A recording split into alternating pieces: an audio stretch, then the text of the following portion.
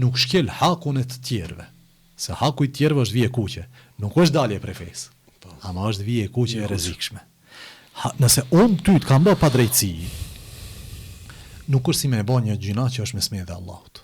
Sepse gjunahet që janë mes nesh dhe Zoti xhelle u ala, bazën e kanë falje. Gjunahet që janë mes nesh dhe të tjerëve, bazën nuk e kanë falje. Allahu nuk e le atë të kalojë. Thjesht kështu. Për që këtë pejgamberi Allahu sa me dërgoi Muadh ibn Jabelin në Yemen. Në Yemenin atko nuk ishin besimtar.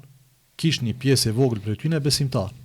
Andaj e çoi si mufti, si gjykatës, e çoi si mësues, e çon në Yemen, edhe prej fjalëve dhe porosive që ja thot, dhe kjo është hera e fundit që e sheh Muadhin, nuk e sheh më Muadhin radhiyallahu.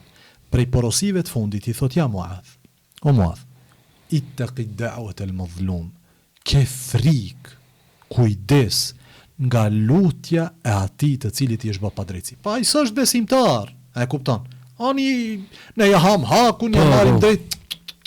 Tek ne nuk është kjo matematikë. Te ne matematika është qiellore, nuk është e kësaj dynjaje. Ky është shuaj është ashtu.